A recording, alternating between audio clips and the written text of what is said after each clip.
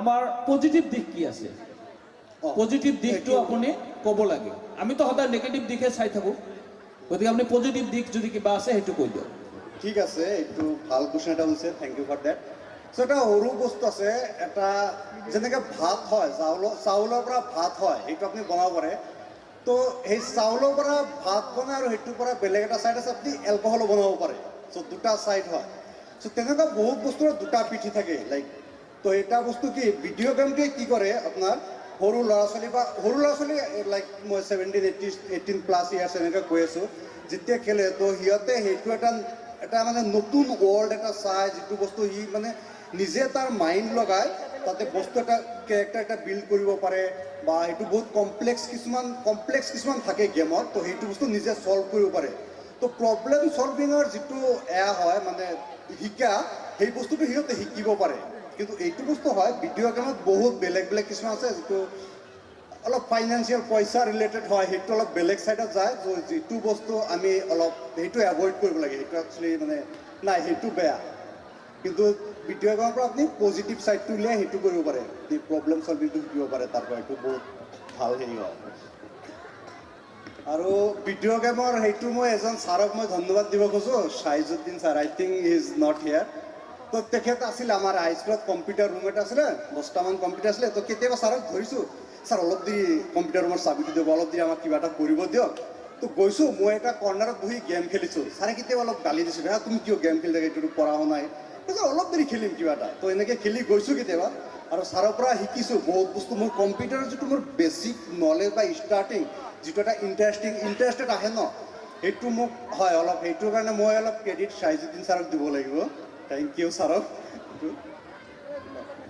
আপোনাক ধন্যবাদ দিছোঁ এইকাৰণে যে ভিডিঅ' গেম বনোৱা মানুহজনো আজি দেখা পালোঁ ভিডিঅ' গেম মানে আপোনাৰ স্পীচটো বহুত ভাল লাগিছে আপুনি ভিডিঅ' গেম আৰু ভালকৈ বনাওক যাতে গোটেই ৱৰ্ল্ডে আপোনাৰ ভিডিঅ' গেম চায় এইটো আমাৰ কাৰণে গৌৰৱ আপোনাক লৈ আমি গৌৰৱ যাতে কৰিব পাৰোঁ ধন্যবাদ আপোনাক ধন্যবাদ চুমুকে ক'ব ধন্যবাদ মোক ইমান মহান এটা অনুষ্ঠানত কথা কোৱাৰ কাৰণে সুযোগ দিয়াৰ কাৰণে বহুত বহুত ধন্যবাদ জ্ঞাপন কৰিছোঁ মোৰ নাম নজৰুল ইছলাম মোৰ দেউতাকৰ নাম মুজিবুৰ ৰহমান টিচাৰ হয় LP স্কুলত ৰিটায়াৰ হৈছে আৰু মই 2009 চনত ইয়াৰ পৰা HSLC এক্সাম দিছিলোঁ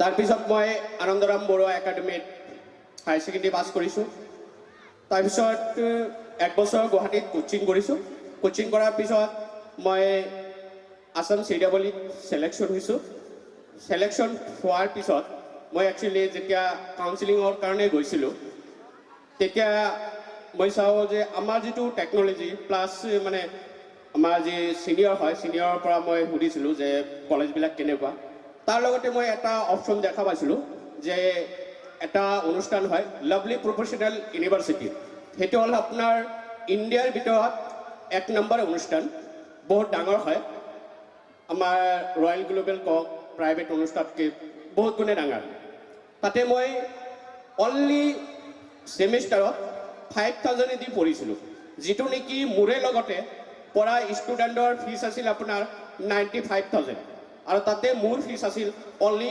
5,000 আৰু সেইটো পাইছিলোঁ মই CWI দি কেনে তাৰপিছত মই 2016ত BTech কমপ্লিট কৰি গুৱাহাটীত আহিছোঁ গুৱাহাটী অহাৰ পিছত এনেই তাতেই আছিলোঁ আৰু তাৰপিছত মোৰ ছিনিয়ৰে ক'লে যে বহি থকাতকৈ এটা কাম কৰা টিউশ্যন যোৱা সেই হিচাপত মই মোৰ ফাৰ্ষ্ট টিউশ্যন আছিল এজন IAS অফিচাৰৰ ল'ৰা যেতিয়া মই ঘৰত গৈছিলোঁ তেতিয়া IAS অফিচাৰ ছাৰে আৰু তাৰ ৱাইফে মোক ছাৰ বুলি ৰেছপেক্ট কৰিছিলে তো ইয়াৰ পৰা মই মটিভেট হৈছিলোঁ তাৰ মাজতে মই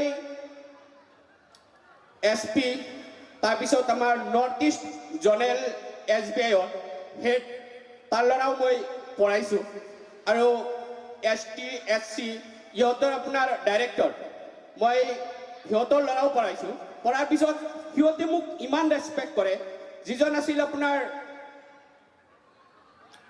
এই SBI জনেল মেনেজাৰ, সিজনে মোক গাড়ী দি থৈ আহিছিলে আৰু গাড়ী দি লৈয়ে আহিছিলে। ৰাতি আপোনাৰ 10টাৰ পৰা মই 1টালৈকে ক্লাছ কৰিছিলোঁ। তেতিয়া মোৰ ফিজ আছিল ঘণ্টা হিচাপত অনলি, মানে একচুৱেলি বহুত হয়, কিন্তু সেই হিচাপত 1000 টকাকে মোক তেতিয়া দিছিলে। এনেকৈ মই 2017ৰ পৰা গুৱাহাটীত যেনেকুৱা আপোনাৰ NEET JEE কোচিং কৰে, মই তাতে অনুষ্ঠানত এজ এ ফিজিক্স ফেকাল্টি হিচাপে কাম কৰি আছোঁ। ইয়াতে মই লাষ্ট 15 ডেজ হ'ল। 15 ডেজত মই আমাৰ বৰপেটা টাউনৰ মানে কলগাছিত ফিজিক্স ফেকাল্টি হিচাপে আহিছোঁ। তাতে ৰেডিয়েন্স একাডেমি তাৰমানে এইবাৰৰ পৰা NEET আৰু JEE কোচিঙৰ কাৰণে সিহঁতে এইবাৰ কোৰ্চ দিছে, সেই হিচাপে মোক তাতে মাতিছে। আৰু তাৰ লগতে মই এজ এ মটিভেটৰ হিচাপেও ট্ৰাই কৰি আছোঁ কিছুমান অনুষ্ঠানত, তাৰপিছত ফাংচনত, কলেজত, স্কুলত মই as a motivator, as a career counsellor হিচাপে মই কাম কৰি আছোঁ। এইখিনিয়ে মোৰ বৰ্তমানলৈকে জাৰ্ণি। আপোনাক ধন্যবাদ জনাইছোঁ। লগতে এটা কথা মই আপোনাক সুধিব বিচাৰিছোঁ যে আপুনি যিহেতু গুৱাহাটীত কাম কৰিলে, ডাঙৰ অনুষ্ঠান, সেইখিনি বাদ দি আপুনি কলগাছিয়ালৈ এইবাৰ নতুনকৈ খোলা এটা সাধাৰণ অনুষ্ঠানলৈ কিয় আহিব লগা হ'ল বা কিয় আহিলে, সেই বিষয়ে আপুনি জনাব। বহুত ভাল কুৱেশ্যন কৰিছে। যেতিয়া মই গুৱাহাটীত কোচিঙত টিচাৰ হিচাপে কাম কৰিছোঁ, তাৰ পৰা মই এটা বস্তু লক্ষ্য কৰিছোঁ যে আমাৰ ষ্টুডেণ্টৰ পাৰ্চেণ্ট থাকে আপোনাৰ 80+ মেক্সিমাম, মানে মেক্সিমাম ষ্টুডেণ্টৰ পাৰ্চেণ্ট থাকে 80+। কিন্তু যেতিয়া সিহঁতৰ নলেজৰ লগত আমি মেটচ কৰি চাওঁ তেতিয়া নিমিলে। ঠিক কথাটো কি, পাৰ্চেণ্ট বহুত বেছি কিন্তু নলেজ ইমান নহয়। তাতে মোৰ মানে অলপ কনফিউজ থাকিল। কিন্তু সিহঁতৰ মেট্ৰিকৰো পাৰ্চেণ্ট ভাল, হায়াৰ ছেকেণ্ডেৰীৰো পাৰ্চেণ্ট ভাল, কিন্তু তাতে গৈ কি হৈছে পাৰ্চেণ্টৰ লগত আৰু নলেজৰ লগত নিমিলিল।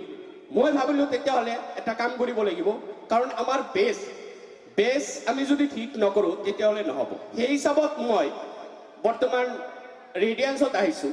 ইয়াৰ কেইটামান উদ্দেশ্য, 1 নম্বৰ, আমি হয়তো 1 মিনিট মই অলপ বেছি টাইম ল'ম যিহেতু ফোন লাগিব।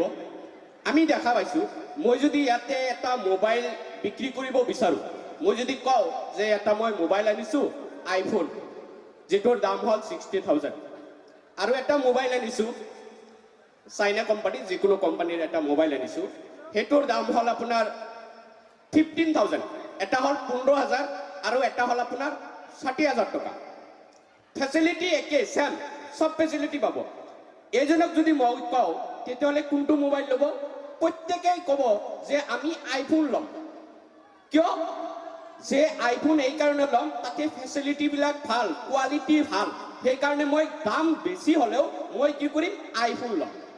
কিন্তু শিক্ষাৰ ক্ষেত্ৰত আমি কি দেখা পাই আছোঁ, মোৰ পাৰ্চনেল ভিউ কৈ আছোঁ, মই যিটো দেখা পাই আছোঁ, যেতিয়া এটা কলেজতে এডমিশ্যন ল'ব যাওঁ তেতিয়া আমি ফাৰ্ষ্ট আমাৰ কি প্ৰিফাৰেঞ্চ থাকে, কোৱালিটি নহয়। ফাৰ্ষ্ট প্ৰিফাৰেঞ্চ থাকে যে আমাৰ পাৰ্চেণ্ট ক'ত বেছি। ছেকেণ্ড প্ৰিফাৰেঞ্চ থাকে যে কোনটো অনুষ্ঠানত গ'লে আমাৰ ফিজ কম লাগে, মানে ফ্ৰী বুলি ক'ব পাৰোঁ, এনেকুৱাকৈ আমি ষ্টুডেণ্টক পঢ়াব পাৰোঁ। কিন্তু তাতে কি থাকে, হয়তো ষ্টুডেণ্ট বা গাৰ্জেনৰ উদ্দেশ্য থাকে মোৰ ল'ৰা ডক্টৰ বা ইঞ্জিনিয়াৰ হ'ব। কিন্তু তাৰ মাজত কুৱেশ্যনটো হ'ল যে য'ত পাৰ্চেণ্ট বেছি, আমাৰ উদ্দেশ্যটো হ'ল ডক্টৰ বা ইঞ্জিনিয়াৰ হোৱা। কিন্তু ডক্টৰ বা ইঞ্জিনিয়াৰ হ'বলৈ হ'লে অকল পাৰ্চেণ্টৰ দৰকাৰ নহয়, তাতে লাগিব কোৱালিটি। সেই কোৱালিটিত গৈ কিনে আমি কি কৰোঁ, কম্প্ৰমাইজ কৰোঁ। যিটো নেকি আমাৰ এই অনুষ্ঠান, মানে আমাৰ গাঁও, আমাৰ ঘৰ, ভৱিষ্যত, সেই কোৱালিটিৰ ওপৰত ডিপেণ্ড কৰিব। তাতে আমি কি কৰোঁ, কম্প্ৰমাইজ কৰোঁ। ক'ত ফ্ৰী পাওঁ এতিয়া পঢ়া হওক নহওক, মোৰ ল'ৰা ডক্টৰ হওক নহওক, সেইটো কথা নহয়। মোৰ উদ্দেশ্য আছে ডক্টৰ হোৱা, কিন্তু মই ক'ত পইচা কম তাতে এডমিশ্যন দিম। তো সেই হিচাপত মোৰ এনেকুৱা এটা ডাউট আহিল যে তাৰ মাজত কি ডিফাৰেঞ্চ হৈ আছে। ডিফাৰেঞ্চটো একচুৱেলি কি? ফাৰ্ষ্ট হ'ল আমাৰ চিন্তাধাৰাটো আমি কি কৰিব লাগিব? পৰিৱৰ্তন কৰিব লাগিব। ফাৰ্ষ্ট, প্ৰত্যেকজন গাৰ্জেন, প্ৰত্যেকজন ষ্টুডেণ্টৰ আমাৰ চিন্তাধাৰা চেঞ্জ কৰিব লাগিব। আমি কি কৰিব লাগিব? যে আমাৰ উদ্দেশ্য যিটো যে ডক্টৰ হোৱা বা ইঞ্জিনিয়াৰ হোৱা, আমি তাতে য'ত ডক্টৰ বা ইঞ্জিনিয়াৰ ষ্টুডেণ্টে হৈছে তাতে আমি ষ্টুডেণ্টক এডমিশ্যন দিব লাগিব। তাতে ফিজ বেছি হওক তাৰ লগত আমি কেতিয়াও কম্প্ৰমাইজ কৰিব নালাগে। আৰু আমি কি কৰিব লাগিব? গাৰ্জেন হিচাপত আমি ষ্টুডেণ্টৰ লগত, টিচাৰৰ লগত আমি সদায় কমিউনিকেট কৰিব লাগিব যে মোৰ ষ্টুডেণ্টে কিমান নম্বৰ পাইছে এক্সামত। ছাপ'জ ষ্টুডেণ্টে ক'ব পাৰে যে মই 80 পাইছোঁ, সেইটো টিচাৰৰ লগত কনচাৰ্ণ কৰিব লাগিব যে মোৰ ল'ৰাই সঁচাই 80 পাইছে না নাই, সেইখিনি চাব লাগিব। আৰু ইয়াৰ মাজত আৰু দেখা পাওঁ যে আমি কি কৰোঁ? এটা ট্ৰেকত যাওঁ যে অমুকৰ ল'ৰাই কোচিঙত গৈছে, তমুকৰ ল'ৰাই কোচিঙত গৈছে, নিশ্চয় মোৰ ল'ৰাও কি কৰিব? কোচিঙত গ'লে চিট পাব। কিন্তু তাৰ মাজতে আমি কি কৰিব লাগিব?